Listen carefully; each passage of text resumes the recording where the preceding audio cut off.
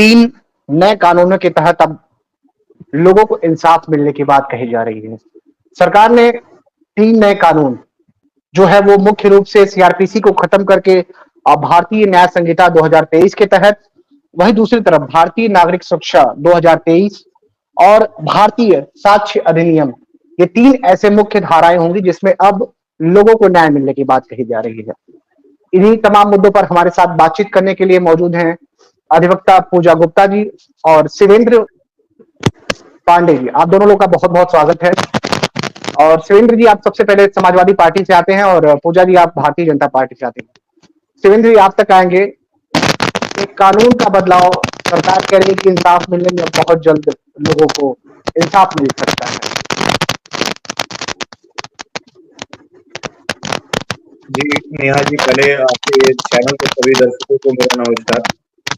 मैं एडवोकेट शिवेंद्र पांडे। आज चूंकि तीन नए कानूनों पे चर्चा का आपने ये कार्यक्रम रखा है, तो सबसे पहले देखिए, न्याय मिलना और न्याय देना दो अलग अलग चीजें, क्योंकि बात नए कानून की हो रही है।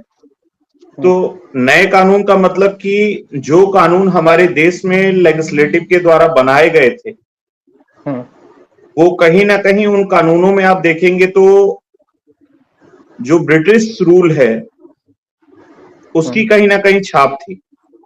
छाप का तात्पर्य है कि ब्रिटिशर्स ने अपने सुख सुविधा, अपने साथ उस समय के एरा में घटित होने वाले अपराधों को देखते हुए जो उस समय की जरूरत थी उसके हिसाब से नए कानून बनाए। उस वक्त जो कानून ऑलरेडी चले आ रहे थे, और पिछले गवर्नमेंट में, पार्लियामेंट में तीन नए कानून जो बिल लाकर पारित किए गए। मुझे लगता है उस समय ये पूरा देश जानता है कि उस समय सदन में लगभग 145 से 155 सांसद सस्पेंडेड थे। इस पे पूर्ण रूप से जो चर्चा होनी चाहिए थी वो शायद वैसे नहीं हुई जैसे होनी चाहिए। क्योंकि नए कानून है तो ये जरूरी नहीं है कि मैं समाजवादी पार्टी से हूं तो मैं इन कानूनों की बुराई ही करूं। हाँ, लेकिन ये जरूरी है कि इन कानूनों की समीक्षा होनी चाहिए कि प्रासंगिक तौर पे आज की जरूरत के हिसाब से ये कानून हमारे लिए कितने महत्वपूर्ण है।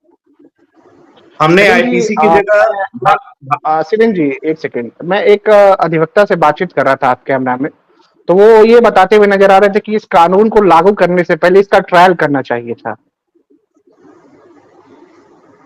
जी देखिए, आप पिछले दिनों आपको याद होगा, मार्च अप्रैल के महीने में पूरे देश में ट्रक ड्राइवर एसोसिएशन ने एक देशव्यापी हड़ताल किया, और लगभग वो हड़ताल 1 दिनों तक चला, जिसमें सारी जितनी भी व्हीकल्स थी उनके संबंध में ये था कि इस कानून के अनुरूप अगर आप कोई एक्सीडेंट करते हैं और अगर आप रुक जाते हैं तो आपके सजा में कुछ लिबर्टी दी जाएगी, या आपके जो ट्रायल्स होंगे उसमें आपको लिबर्टी प्रोवाइड कराई जाएगी।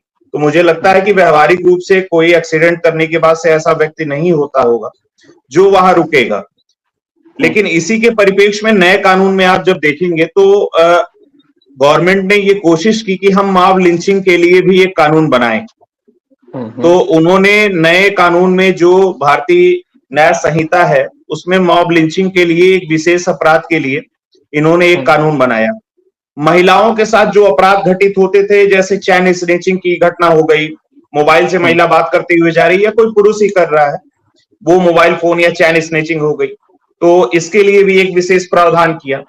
सवाल ये है कि जो कानून बने हैं वो क्या उसी तरीके से इंप्लीमेंट हो पाएंगे या नहीं हो पाएंगे।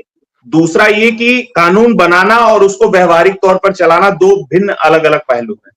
तो मुझे कहीं ना कहीं लगता है कि सुप्रीम कोर्ट बार एसोसिएशन ने ऑनरेबल कपिल सिब्बल जी के उसमें जो एक रिजोल्यूशन पास किया है कि सभी बार काउंसिल और उत्तर प्रदेश में जितने भी एसोसिएशन है जिले स्तर पे या पूरे देश में जो भी एसोसिएशन है या जो भी बार काउंसिल की अपनी अलग अलग स्टेट की कमेटियां हैं, वो कमेटी अपने अपने माध्यम से इस कानून में क्या लूप होल्स पा रही है या क्या इसके गुण और अवगुण हैं, वो कहीं ना कहीं सुप्रीम कोर्ट बार एसोसिएशन को इस बात से अवगत कराएगी और अपनी रिपोर्ट भेजेगी, जिसके संबंध में उन्होंने ये भी कहा कि केंद्र के एक कैबिनेट मिनिस्टर भूपेंद्र यादव जी को इसमें मीडिएटर नियुक्त किया गया है कि इसको पुनः एक बार समीक्षा की जरूरत है, चाहे वो जुडिशियल रिव्यू के माध्यम से समीक्षा में जाए या स्वयं लेजिस्लेटिव बॉडी इसको स्वयं में समीक्षा करे।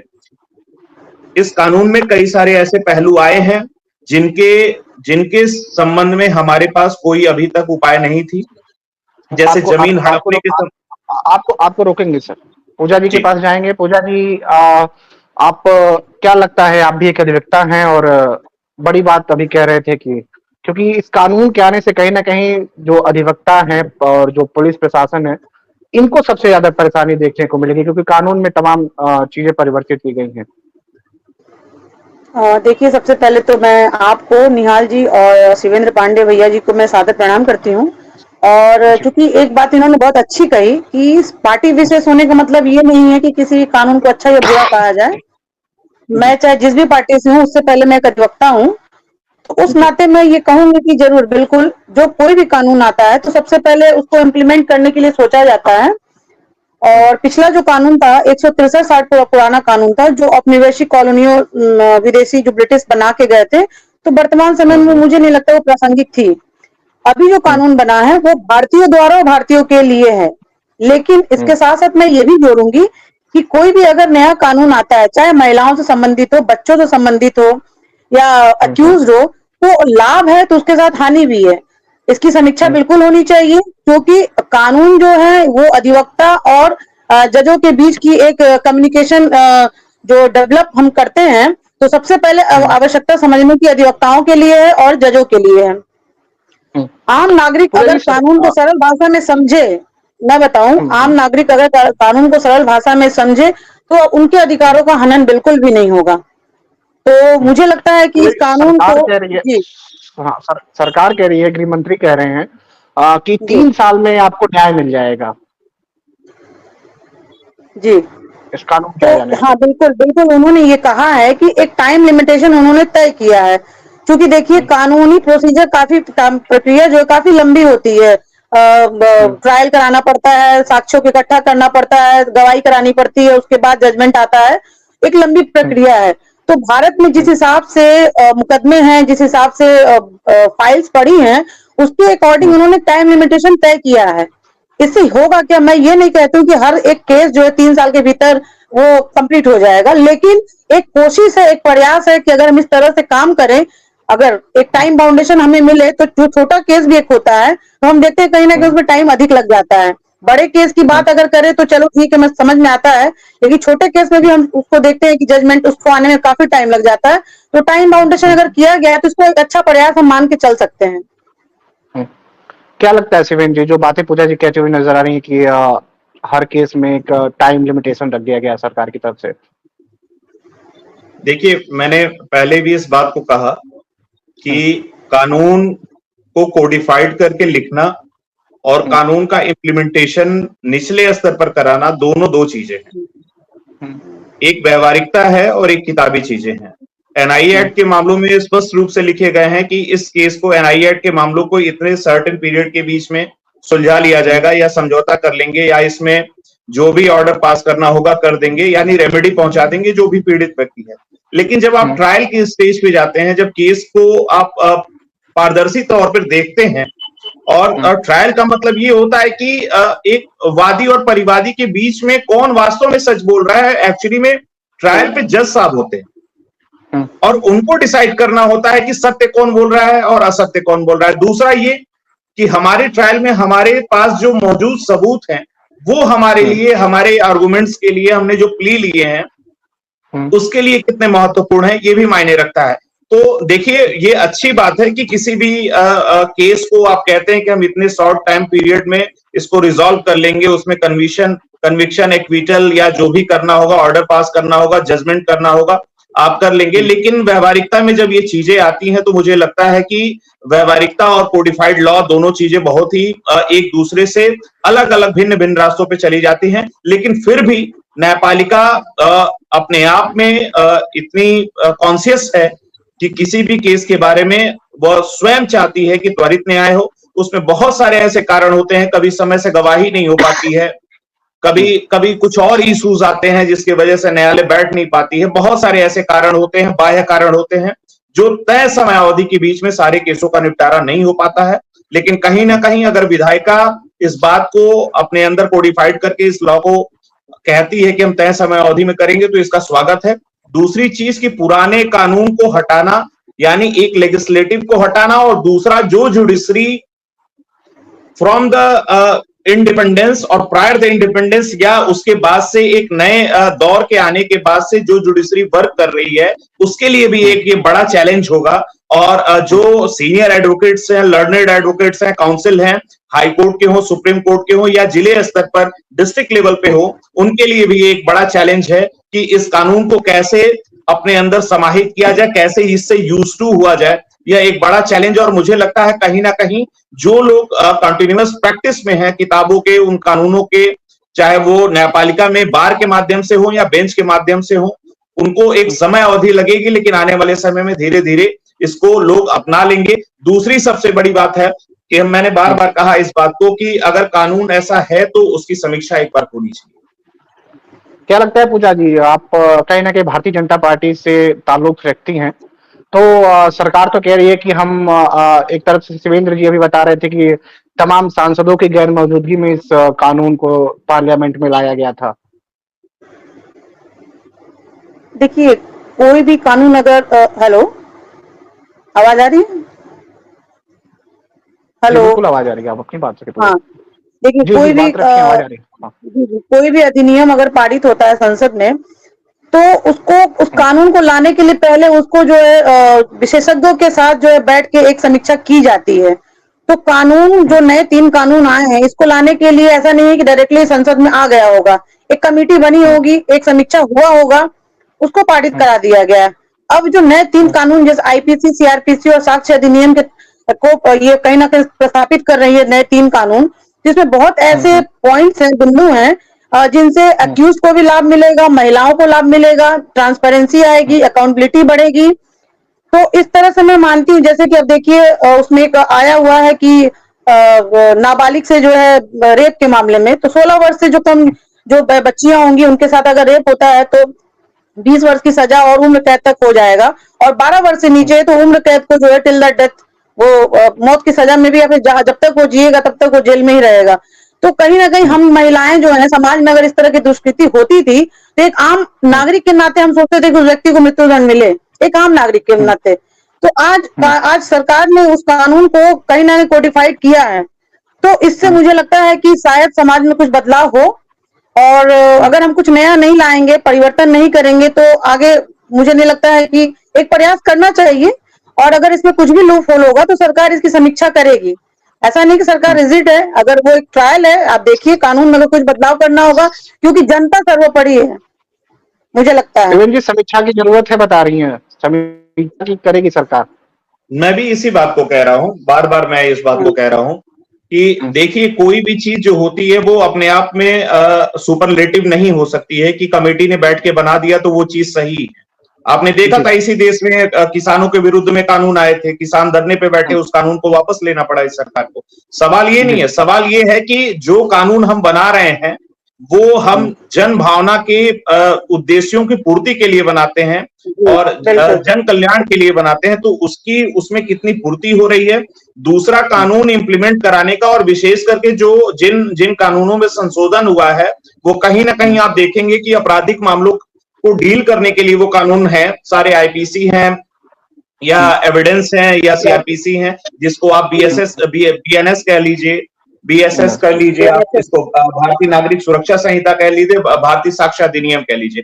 तो सवाल ये है कि वो कानून वर्तमान में कितने फायदेमंद है। हाँ, उनमें कुछ चीजें ऐसी आई हैं जो कि पुराने कानून में नहीं थी। जैसे किसी की जमीन आप हड़प रहे हैं तो उसके संबंध में पर्टिकुलर कोई सेक्शन हो, चैन स्नेचिंग कर रहे हैं तो उसके लिए पर्टिकुलर कोई सेक्शन हो, ठीक है। अभी आपने देखा कि 10 साल पहले आज तक हमारे देश में साइबर अपराध कम हुआ करते थे, अब साइबर अपराध एक नया मॉड्यूल है क्राइम करने का। तो जाहिर सी बात है कि हमारे देश के पुराने जस्टिस ने, जस्टिस जेएस वर्मा ने या इस तरह के बहुत सारे जस्टिस ने, माननीय जस्टिस ने कहा है कि जब जब हमको जरूरत पड़ी है हम पश्चिमी देशों की तरफ ना देखकर अपने कानून के निर्माण करने के लिए हम स्वयं प्रतिबद्ध हैं और ऐसा हम करते आए हैं। लेकिन हाँ, कानून बनाने का मतलब ये होता है कि वह कानून वास्तव में जिस उद्देश्य के लिए बनाया जा रहा है उसकी पूर्ति कितना करता है, यह सबसे महत्वपूर्ण है। और देखिए, जैसे बात आ रही थी कानून की, अब prevention of money laundering act का सेक्शन 45 जब आप देखेंगे तो सेक्शन 45 सीधा सीधा कहता है कि हम सस्पिशन के आधार पर किसी को गिरफ्तार कर सकते हैं। The power of arrest and need of arrest two are the different thing. किसी को गिरफ्तार करना है तो उस एक तो आपको शक्ति है कि आप कर सकते हैं, सस्पिशन के आधार पे, केवल आपके पास कोई सबूत नहीं है लेकिन सेक्शन 45 में आपने किसी को गिरफ्तार कर लिया। यूएपीए का कानून देख लीजिए, तो इसमें मुझे लगता है कि कहीं ना कहीं एडमिनिस्ट्रेटिव बॉडी को बहुत ज्यादा पावर दिया गया है। बहरहाल उसको मॉनिटर करने के लिए, उसको स्क्रूटनाइज करने के लिए कोर्ट कहता है कि ठीक है, हम अपने तौर तरीके से देखिए, जब कोई भी मुकदमे दर्ज होते हैं, आपराधिक मामले दर्ज होते हैं, तो विवेचना का जो पावर होता है वो पुलिस को होता है। विवेचना कंप्लीट करने के बाद, इन्वेस्टिगेशन कंप्लीट करने के बाद से जैसे ही इन्वेस्टिगेशन कंप्लीट होती है, उसमें एफआईआर लग रहा है, चार्जशीट लग रही है, जो भी चीजें आती हैं, जब कोर्ट उसको सीन करके कॉग्निजेंस लेती है, तो वहां से कोर्ट को पावर होता है कि वो उसका ट्रायल करे। उसमें सबूतों को इकट्ठा करना हो, गवाही कराना हो, एक्सटर्नल कोई एक्सपर्ट ओपिनियन लेनी हो, वो कोर्ट उसको देखती है और वो ट्रायल करती है।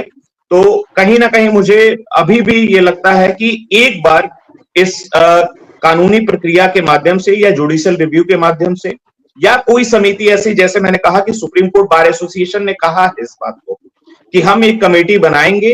अगर मैं ये नहीं कह रहा हूं कि पूरे कानून ही इररिलेवेंट है, बहुत सारे ऐसे प्रावधान है जिसकी जरूरत है, लेकिन कुछ ऐसे प्रावधान है कि जहां कहीं ना कहीं लगता है कि एडमिनिस्ट्रेटिव पावर ज्यादा बढ़ जाएगा, तो उनकी समीक्षा होना जरूरी है। आप दोनों लोग अधिवक्ता हैं, आप दोनों लोग आते हैं, जनता आप लोगों की बातें सुनेंगी, तो जनता के लिए क्या मैसेज रहेगा कि इस कानून, क्या पहले से कानून में क्या, अगर सामान्य भाषा में एक एक करके अगर आप लोग को अपनी बातों को रख सकें, क्योंकि जनता ये कानून को नहीं समझती, उन्हें सिर्फ ये समझ आता है हाँ ये कितने कड़े कानून है, ये मान्य कानून है, बदलाव हुआ है, तो कहीं ना कहीं क्या सरकार को भी जनता पे जागरूक करने की जरूरत है क्या यहाँ पर?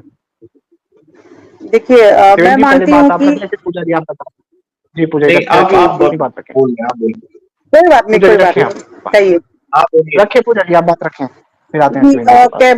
मेरा बस यही कहना है कि कोई भी कानून आता है, अगर कोई भी बदलाव आता है, तो सबसे पहले अगर सरकार लाती है तो वो जनता के लिए ही होता है।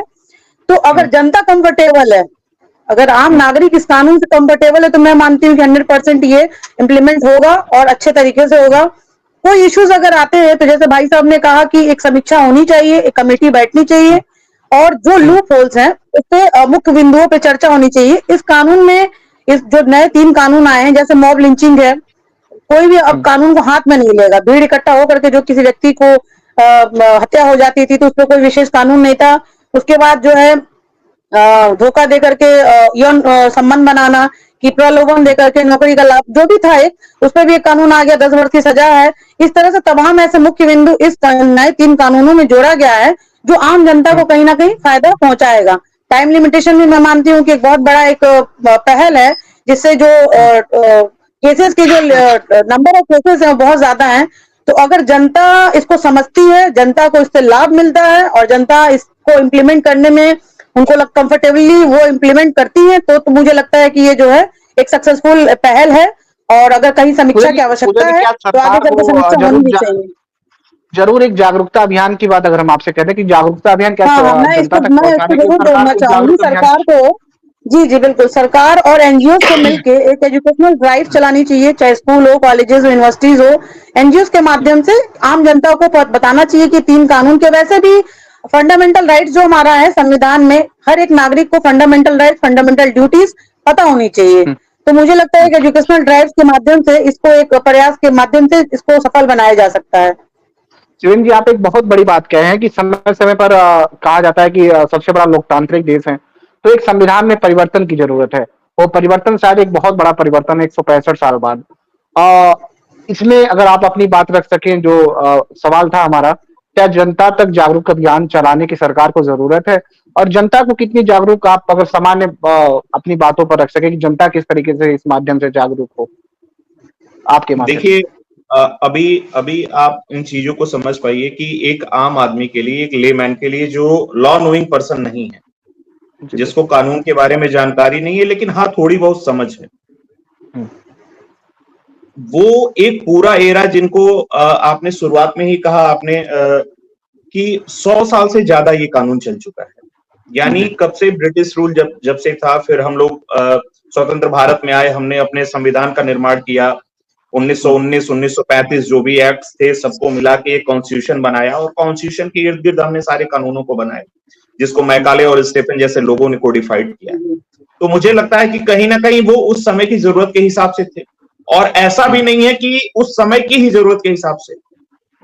तमाम ऐसे अपराध जो आजादी के बाद घटित हुए, उनके लिए भी वही कानून इस्तेमाल किए जा रहे थे टिल 1 जुलाई तक। यानी 1 जुलाई जब से स्टार्ट हुआ है, यानी 30 जून के रात्रि 12 बजे तक। अब जो FIR लिखे जाएंगे नए कानूनों के प्रावधान के हिसाब से लिखे जाएंगे। EFIR की सुविधा है, 0 FIR की सुविधा है। ये जरूरी नहीं है कि ज्यूरिडिक्शन डिसाइड होगा, आप कहीं से FIR कर लीजिए। तो इसका लाभ भी मिलेगा, लेकिन हाँ इसका मिसयूज भी। आप इस बात को समझिए।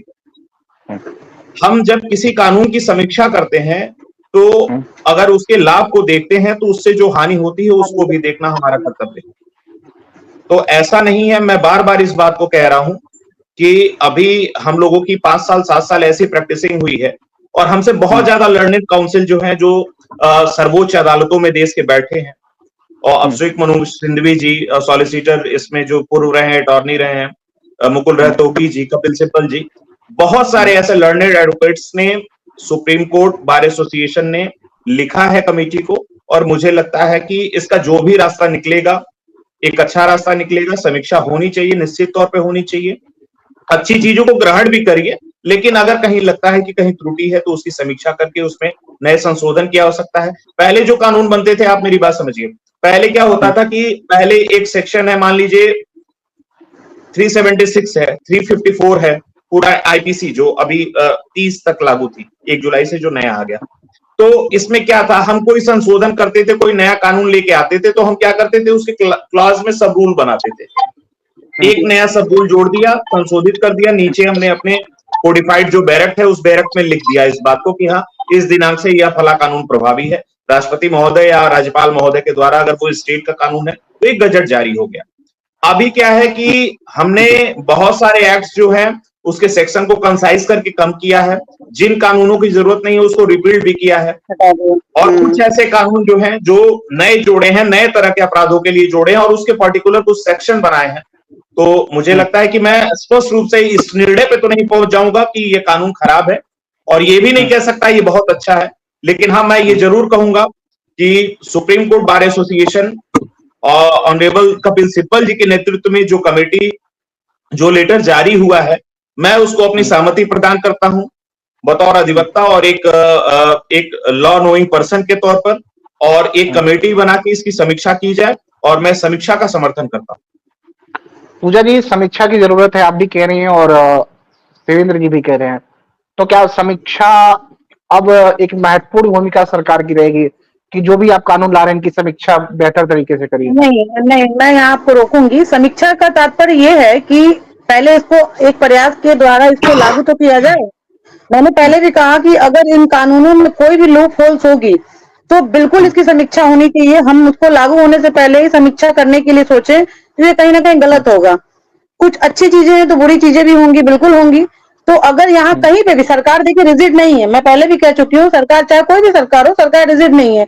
कानून अगर लाई है तो कहीं ना कहीं एक्सपर्ट्स बैठे होंगे इन कानूनों के मुख्य बिंदुओं को पढ़ करके, जान करके इस प्रोसीजर को लाने के लिए। अगर लूप होल्स है तो समीक्षा बिल्कुल होनी चाहिए, क्योंकि ये कानून आम जनता के लिए है और जनता इसमें कंफर्टेबल होनी चाहिए। तो मैं इस आधार पे कहूंगी कि समीक्षा होगी, लेकिन पहले इसको एक प्रयास के माध्यम से इसको लागू किया जाए, और आज से ये लागू भी हो गया है। जैसे 0 FIR है, मुझे लगता है कि बहुत अच्छी एक पहल है, क्योंकि पहले जुरिडिक्शन को लेकर के काफी बवाल होता था थानों में कि मेरा क्षेत्राधिकार नहीं है, तो अब ये नहीं है, तो ये कहीं ना कहीं एक अच्छी पहल है। तो समीक्षा हो, लेकिन पहले इसको इम्प्लीमेंट होने के बाद क्या निकल के आता है इसके बाद होनी चाहिए। देखिए, अगर नए कानून के तहत बात करें तो यूपी की अगर बात कर ले तो यूपी में गोंडा एक पहला जिला है जहां पर इस नए कानून के तहत FIR दर्ज कर ली